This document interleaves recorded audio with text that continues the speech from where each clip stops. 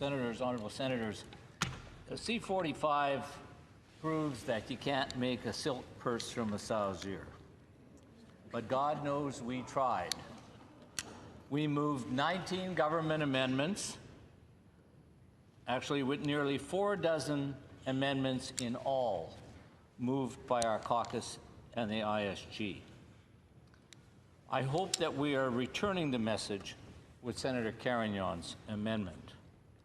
I wanted to say a few words on this bill as we move to a vote today, and while it will, when passed, be one of the few promises kept by the Trudeau government, it is a sad state of our nation that this is the promise the government will put in the window. Attempts to make it better were rejected by the Liberal government. 2 amendments in particular should make us all hesitant about the intent of the government and who is doing business with it. The Transparency Amendment brought forward by our critic, Senator Carignan, on companies active in the marijuana business and the rights of provinces to forbid home growing of marijuana if they wish. For a Senate that fights for strong provincial rights in their own sphere, this is disconcerting. They can decide who sells it, they can decide where it is sold, not if an individual can grow it at home. Most of the evidence suggests that this is a good option. Why on earth would the government reject these 2 amendments?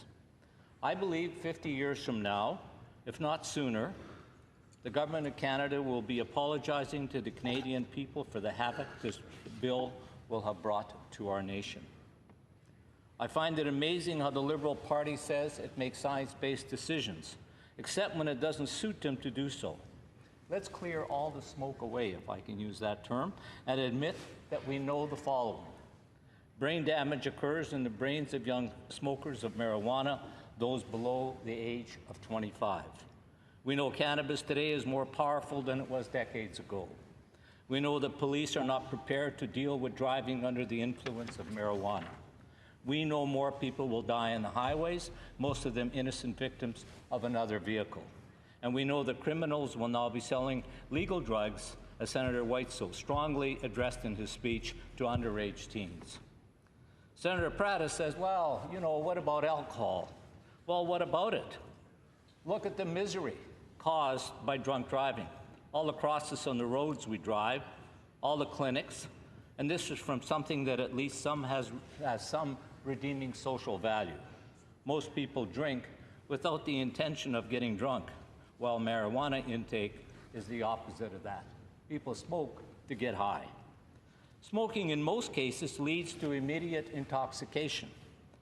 The rushing to your brain, releasing dopamine unimpeded. Ingesting it takes longer, sometimes hours longer, but the effects last for up to 8 hours. Because the effects take longer to kick in, many people will ingest more, thinking it hasn't had any effect, then be rushed to hospitals because they swallow too much. Think this is improbable? 2 police officers suffered exactly that fate last year. Adult acceptance will undermine our arguments to our youth. Deterrence is preventive. To say people do it anyway is a false argument. We don't legalize stealing to promote social sharing.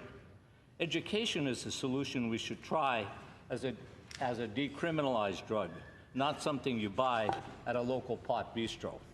And if education is the solution, then where is the federal anti-drug program? Last Wednesday night, the federal minister responsible on the CBC was lamenting the fact that our drug policy does not work. We have the highest incidence of use in the world, he said. Therefore, we have to legalize it. So the rest of the world has lower incidence of marijuana, and they haven't legalized it. We know that none of these other countries has legalized marijuana. I'm a little wrong here. North Korea and Uruguay have. And that's who we want to look for guidance. Yet the CBC reporter did not ask him that pertinent question. The whole interview was an advertisement for the minister, the Liberal Party of our state television network. There is no logical thinking here.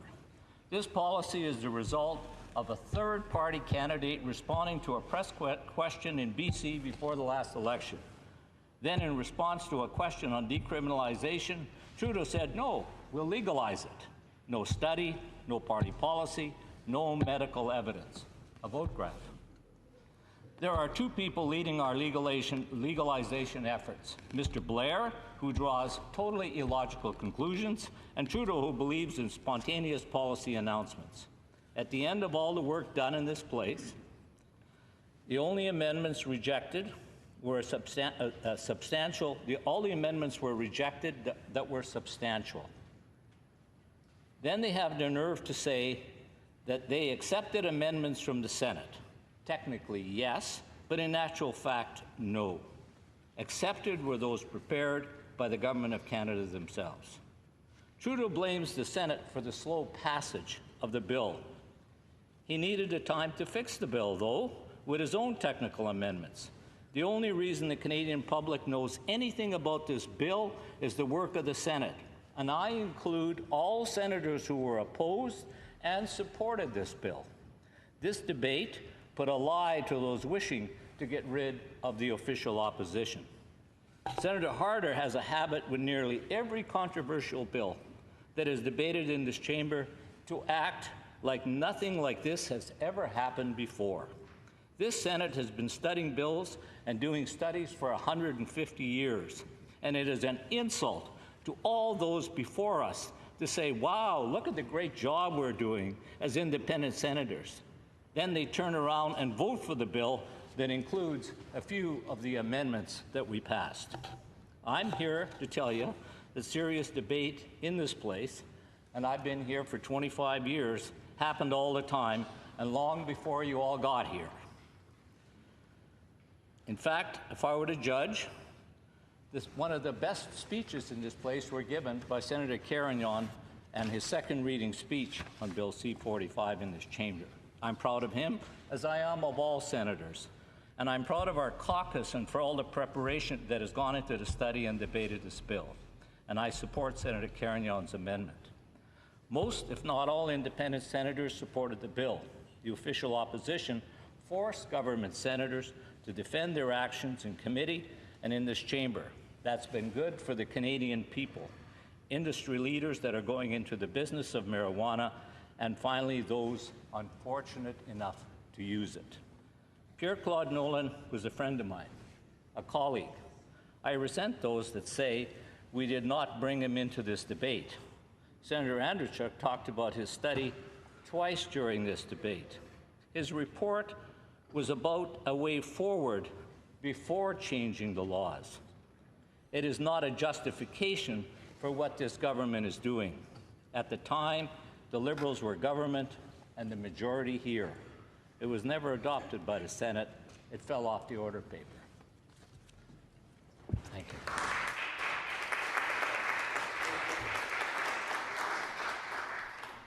On débat, Senator Dalphon. On debate, Senator Dalphon. Thank you, Mr. Speaker. Mr. Speaker, honourable senators, a number of members of this chamber have accomplished remarkable work on Bill C-45. They deserve our sincere thanks for their dedication and efforts. I was able to follow at a distance through the media who paid a lot of attention to the work accomplished in the Senate, in this chamber of sober second thought, and in its committees. The hard work yielded over 40 amendments to the bill received from the House of Commons. Governments of Quebec and Manitoba have furthermore invited the federal government and the House of Commons to accept the amendments passed by this place on June 7th, and for which I voted. We received the answer from the House of Commons yesterday, and it is informing us that it accepted a number of the amendments proposed by the Senate, but it rejected those that were the fruit of the proposal of our colleague, Senator Carignan. We must now decide on our response, essentially decide whether we will insist upon the amendments, recognizing that the provinces have the power to regulate home cultivation whether they deserve to be returned to the House of Commons under Section 16.3 of the rules that I quote, the Senate insists to maintain its amendment. The Senate insists on this amendment. In my opinion, a response to the House of Commons, composed of elected officials, the Senate needs a high degree of deference because elected officials are the ones ultimately responsible for their response before voters. Honorable Senators, I submit for your consideration that the Senate should not send this back except in very specific situations and never on the basis of public opinion when the objectives pursued by the legislation at issue were done at first, second, and third reading. We have passed through these steps. In reality,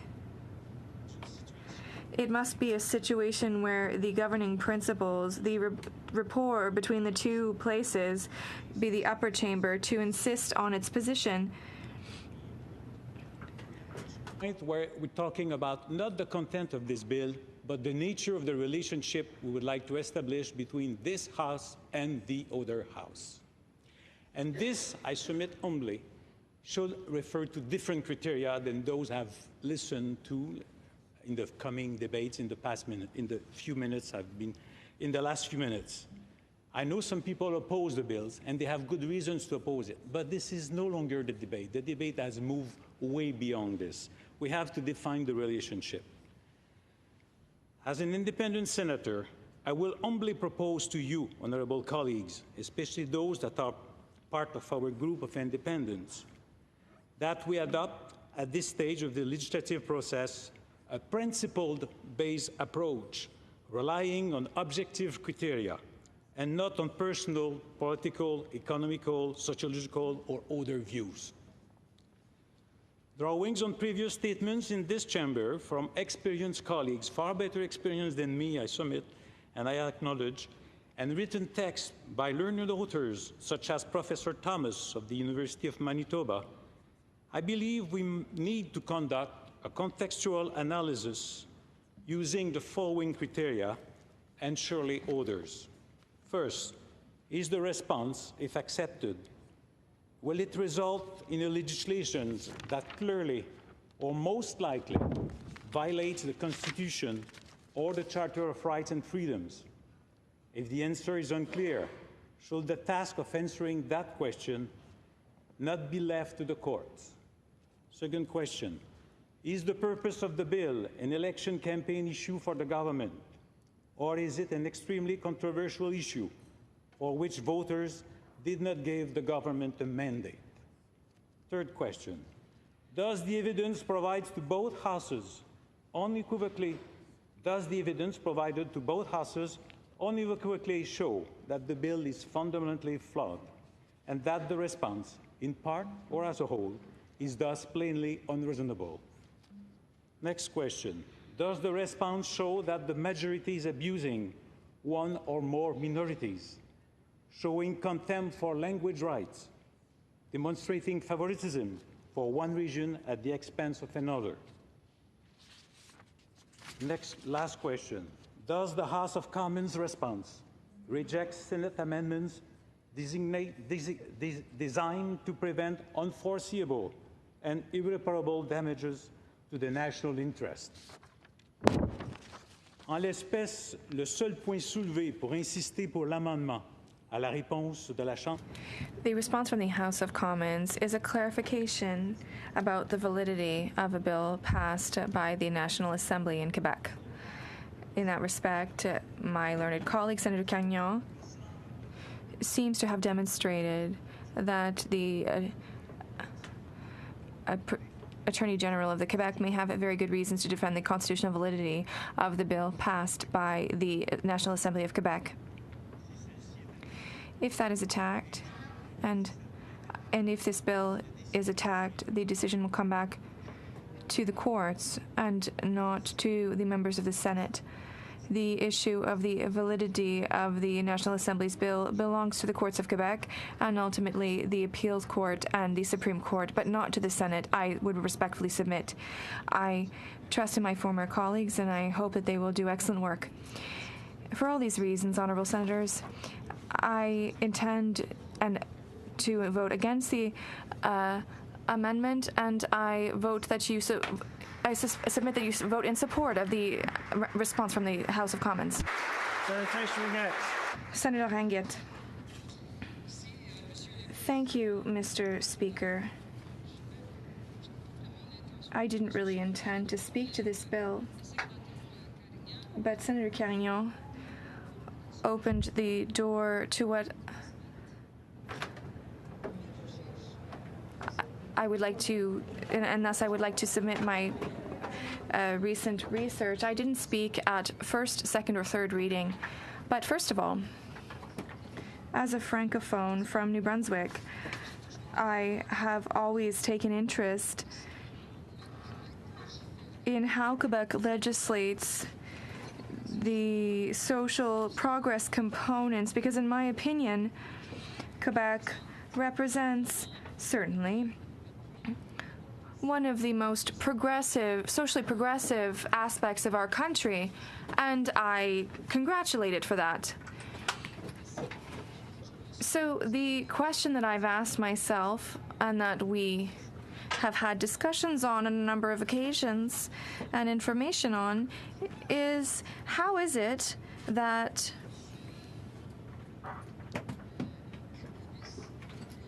for recreational cannabis, Quebec has taken a position of zero plants for home cultivation, while and in addition to Manitoba, but it's mainly Quebec that is drawing my attention. The answer that I had was that it was difficult to control from 1 to 4. It's easier to control 0 than 1 to 4 plants. It seems that a bit odd. To continue my research, I looked at the variety of systems of authorization in Quebec, and I was surprised about the production of wine and home wine and beer. The regulations, well, just give me a moment and I'll give you the information.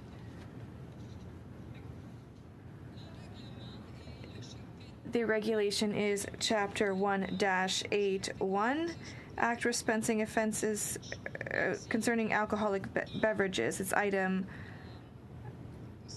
I. By a person in his residence, provided that it is homemade beer, cider, or wine, which is not kept for the purpose of selling it. Donc, concernant...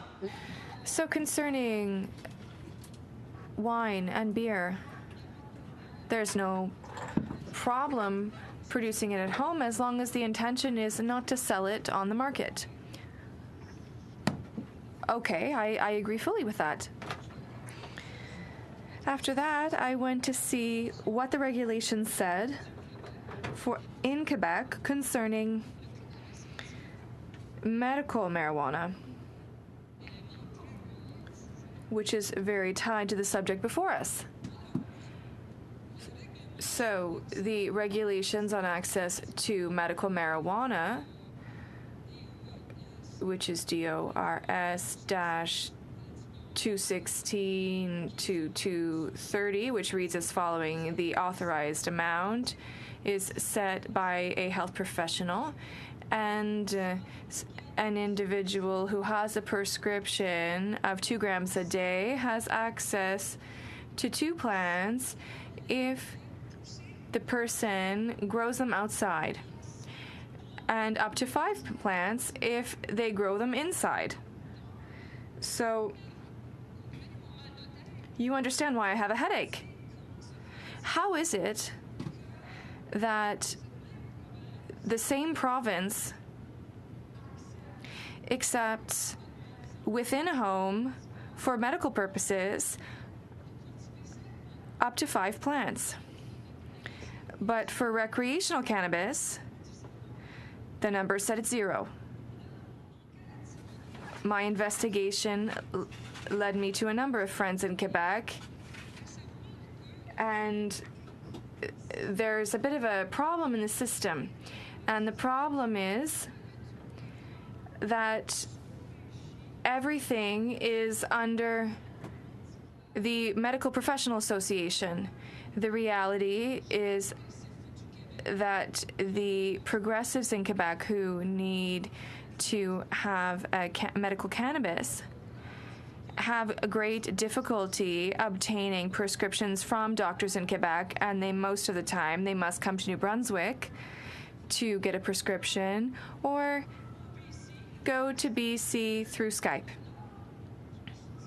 So then I wondered that, well, there seemed to be problems in my understanding of this progressive society.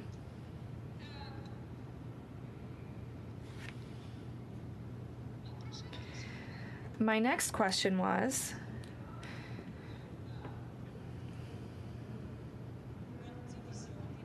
if there is a division of powers, and for months that's what we heard in this chamber. The federal jurisdiction and federal jurisdiction in some fields, and at the constitutional level, that's what sustained debate, and it's unfortunate that Senator Carignan is not here to hear all of this, but in any case, the debate was solely focused on the issue of the Constitution. I took a different approach, Senators. I thought to myself, why does the federal government, in its jurisdictional competency, decide on 1 to 4 cannabis plants? Why must I understand that it's part of the plan, it's part of the system to subtract organized crime from the production and sale of cannabis. And just one moment, please. And on the weekend,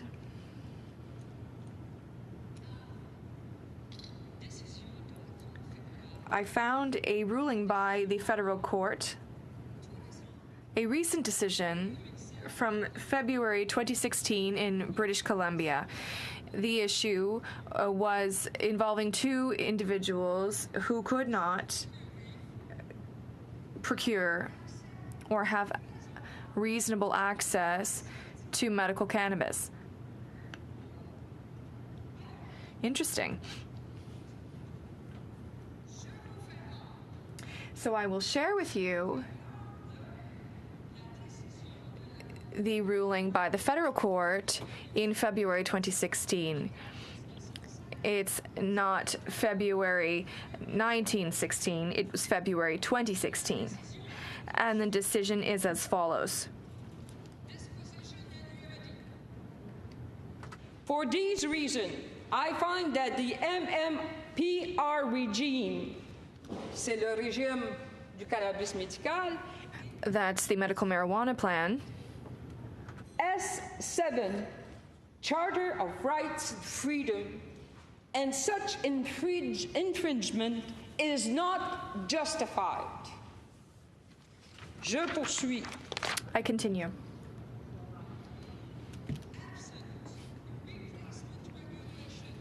For exemption, those in need of medical marijuana and access to a charter-compliant medical marijuana regime is legally required, face potential criminal charges.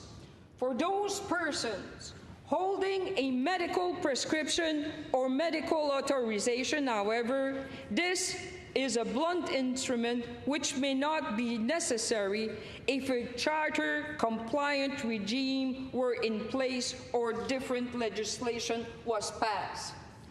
En d'autres mots,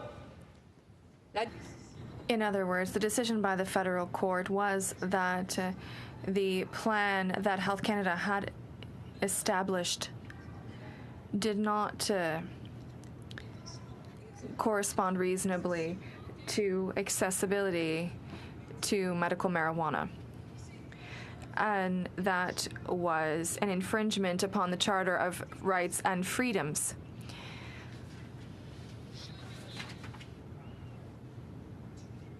I'll come back to the very beginning. In my humble opinion, and I repeat, I am not a lawyer. In my humble opinion, the constitutional issue that must be discussed concerning C-45 is not the amendment moved by Senator Carignan, but rather whether Quebec, in its legislation, is infringing upon the Charter of Rights and Freedoms by ensuring reasonable access for Quebecers to recreational cannabis. That is the constitutional issue. How can people from small communities in Quebec gain access? There will be a monopoly in Quebec.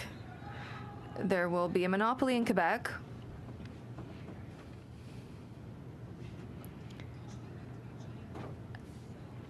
When I travel between Ottawa and New Brunswick, 90% of my time is spent in communities along the St. Lawrence River.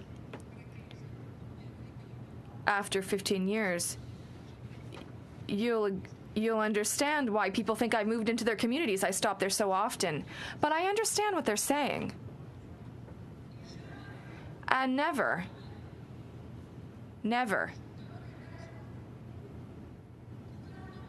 would I tell the government of Quebec that it's right, after all the legislation and openness of spirit about beer and wine and the availability in all convenience stores and grocery stores.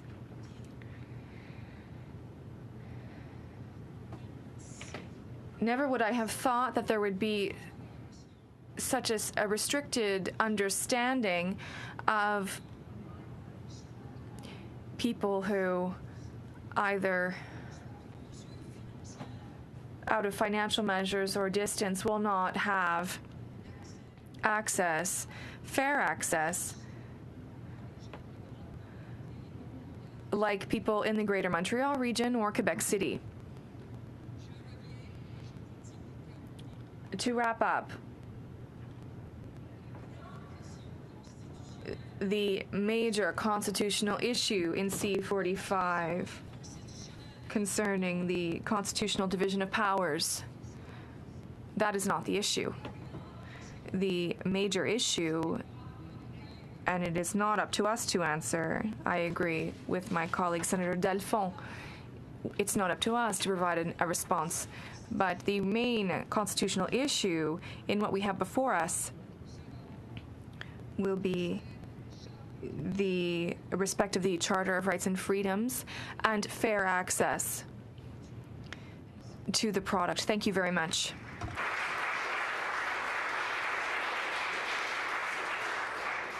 Senator Saint-Germain, would you like to ask a question or speak? Yes, I would like to ask a question to the Honourable Senator if she would accept one. Yes, certainly. Senator Saint-Germain, Honourable Senator, you spoke at length about the Quebec and social programs. I would like to know whether you know the socio-fiscal programs in Quebec that allow the elderly, the vulnerable, or unemployed youth, as well as newcomers waiting for status, to benefit from from pharmacare or a drug addiction treatment? Or were you aware of these existence of these programs in your analysis of the situation in Quebec? I am sorry, Senator, but your time has lapsed. Would you like another 5 minutes? Yes, please. Is leave granted? Thank you for your question. And yes, as I noted at the very beginning of my speech, in my eyes, Quebec is at the forefront of social programs in comparison to the rest of Canada. And yet, I believe, following my recent research, well, I must admit that I was disappointed, first of all, by the possibility for Quebecers to get a prescription for medical marijuana. I really wonder, and it's not a rule from the government as such. It isn't the professional application. And I'll be very honest with you, I wondered to what point there was an influence by the pharmaceutical companies in this practice. It's a guide that they have for the profession. Well, listen, at the end of the day, I hope, and I read the presentation that Minister Pelletier gave, and he said very clearly that it was complementary legislation.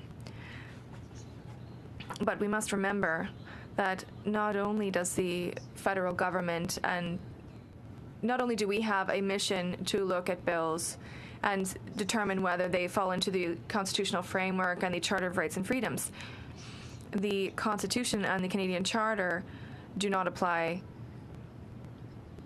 solely to Parliament.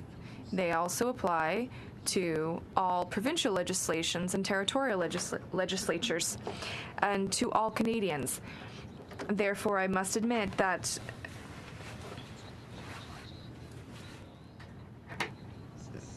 I have a bit of surprise about this situation. Mr. Speaker, and I appreciate the contribution of all the speakers thus far. I know that there are strong differences of opinion about the bill, and I respect that there are those differences. I also, though, think it's important that, as Senator Delphonse said, that we look at what stage we're at now and what is it we're really talking about. And the question that is in central focus with Senator Carignon's amendment, proposed amendment, is the question of when or when not we insist on a particular amendment. And I'd like to stick to that. I will briefly comment on the construct of the issue underneath it, because I think what I have heard strongly from many senators opposite is a description of the dispute between the provinces of Quebec and Manitoba and the federal government around the number of plants in a home grow situation as one that is a significant constitutional question. I reject that. I don't believe that. There are divisions of powers in our country. Now, let me say I don't want to at all be insensitive to the unique nature of the province of Quebec within our confederation. Not at all. In fact, for many years, I have been engaged in, whether it was Meech Lake or Charlottetown, and in these questions, I've always had a focus of strong federalism and how we keep our country together. But I've always believed in the right of self-determination of the people of Quebec. I've also, over the years, for a period of time, worked to promote the possibility of asymmetrical federalism, recognizing the special and unique status of the province of Quebec and the historical contribution and the way in which our country was built. That's been rejected in this country. That's not an approach that we want to take. And in fact, when this chamber was even offered the opportunity to organize some of our discussions, like how we organize our business, on the basis of having representatives from different regions. It was it was a cry from across the floor that we were going to destroy federalism and that this was just not what the Senate was about. It's quite a different story than what I'm hearing people say today, and I think different circumstances do allow an opportunity for people to bring forward different ideas and different thoughts. But to take it so far as to say that this is a constitutional crisis, it's not. I've been at Fed-Prov tables. I've had fights with the federal government when I was a cabinet minister in Ontario. And every time you disagree, it is not a constitutional crisis, particularly where the federal government has a clear jurisdiction of powers in this area. Cooperative federalism, I think, is an important concept and one that every government comes in and speaks to in terms of their intent, and more or less are able to do that in some situations and not in others. I agree with Senator Pratt when he said that the amendment that we sent to the House of Commons was a reasonable one.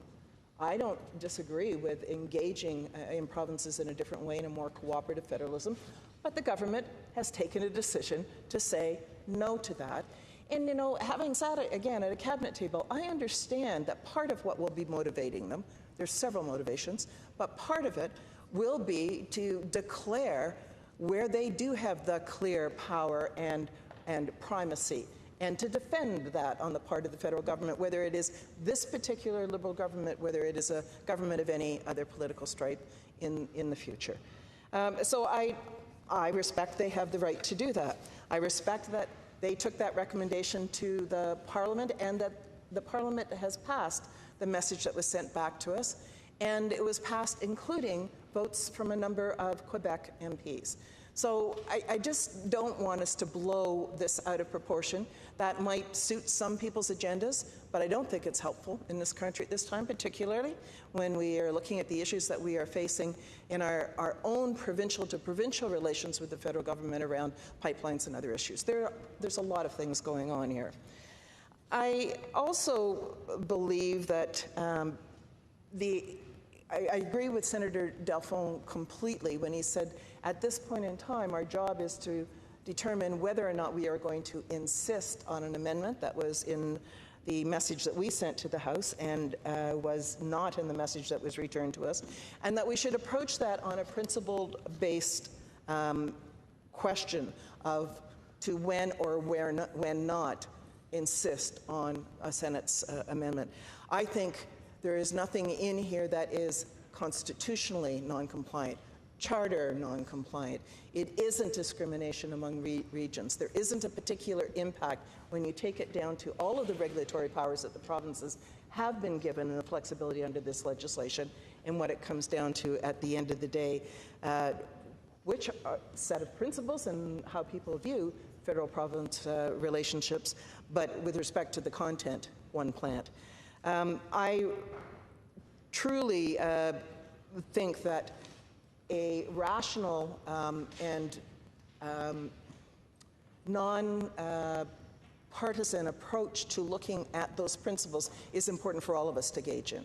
And I admit that I'm not just talking about political party partisanship. I think everyone can become partisan around a set of issues or part of the content of a bill and look to fight to that end with the views that they brought forward. But I think that's outside of the job of the Senate. I think when it comes down to a policy preference, which is what I hear, this approach, as well as the insinuation that it is a constitutional problem, which I have said that I reject that argument. I think when it comes down to a policy approach, we in the Senate shouldn't be insisting on a preference that we bring to the table in terms of a policy approach at this stage of the game. We should respect the elected Parliament that has confirmed the government's recommendation and sent it back to us. Therefore, I will be voting against Senator Carrion's motion, and I will be voting in favor of accepting the message. Thank you very much.